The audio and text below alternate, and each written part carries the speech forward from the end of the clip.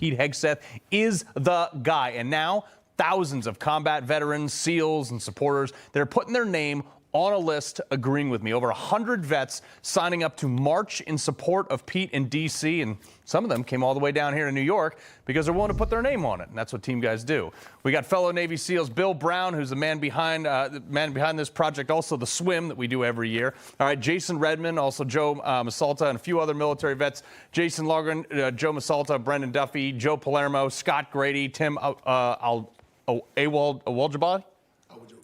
Joby. Okay, I was close. You know, I don't read too good. All right. So, Bill, you put this whole thing together. You've got massive support, and guys are willing to go down there and march in favor of Pete Hegseth, and you still have holdouts like Joni Ernst? Well, you know what? We're sending a signal. It's time to do the right thing. It's time to follow Trump's leadership. Mm-hmm. We, the people, voted for a change of course of direction.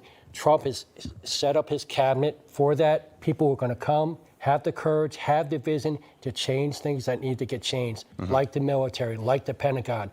You look at what the chaotic, shameful withdrawal in Afghanistan, billions of dollars of military trillions.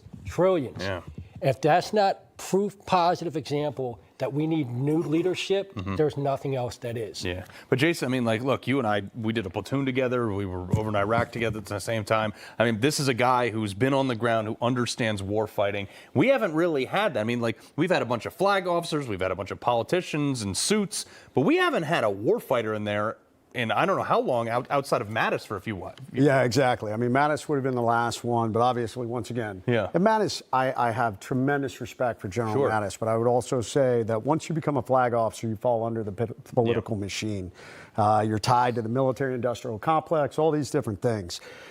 The military, in my opinion, has lost its way. It is about war fighting. It is about how do we build a group of amazing individuals like this who have the ability to defend the homeland, take the fight to the enemy, and build a military that has strength, that is a deterrent to our enemies. Pete's about that. Pete understands that. He is about, we got to get away from the individual. We need to focus on building back our military as a strong organization, a guy that's had boots on the ground. There are a lot of people that want to say, well, Pete's never run an organization this big. Pete's smart enough to understand I'm going to rely on the people who can help build this, help make it better, help grow this military.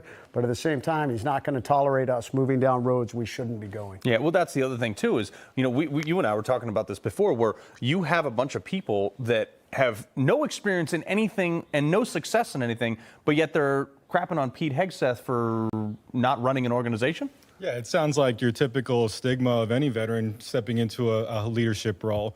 These same stigmas that everyone tries to tell us that we no longer should be talking about, that veterans are not in this box of drinkers and people who enjoy having a great time and are physically fit guys like us sitting here. It is correct, but nonetheless, it shouldn't prevent any of us from expanding our own horizons and taking on positions like what Pete is going to take on. Sure, yeah, that's the other thing, Jason, is like, you know, drinking and stuff like that. That's their biggest hit on this, guys. Oh, he had a couple beers, you know, we don't really like that. I mean, like, I don't know any combat vets who don't drink. I mean, you had a company for it. I do, and I mean, for anybody out there, any of our veterans, obviously, it is a double-edged sword. There are some that it takes you down a dark path. For others, it's an amazing opportunity for us to socialize. But I will tell you this, there are all these people that want to hammer Pete when he was the head of Concerned Veterans for America. I was on that tour. I spent weeks with Pete. I did not see any of the things that people are saying. I saw a guy that led, who represented our country, who brought us together.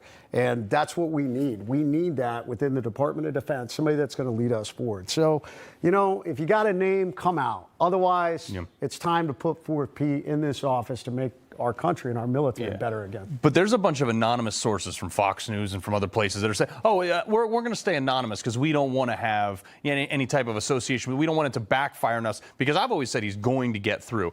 Now it looks like he's going to get through. These anonymous sources aren't coming out. I mean, you guys are putting your name on it. Look, personally, when you're being attacked like Pete is, it's because he's a threat to the establishment. Pete is not a part of the establishment, nor is he tied to the military-industrial complex that gets wealthy off of these endless wars. We need to stop politicizing the military. We need to cease the endless wars. President Trump has ran on that. Pete knows that. We've got to get rid of what's dividing internally the military with the woke policies. And we need to go back to a meritocracy. And Pete, being rank and file, who's been downrange, will make sure that every single buddy that's serving in our military is honored and has integrity and is treated with dignity. Yeah. And that's the kind of leader we need in Pete Hegseth. Oh, 100%. I mean, and the other thing too, I mean, Jason, you're no secret. You've been like out in the front of veterans issues, DOD issues. I mean, you took a round to the face and your arm. There's few people who's given as much as you. You know, obviously got a new company that gives back to all these things. I mean, like, how much does it mean to see, you know, people like yourself having a front seat to this? Well, that's what this country was built on. We the people. And that's how it should be. I am tired of high-level politicians telling people what they think they need. America spoke. America spoke in that election.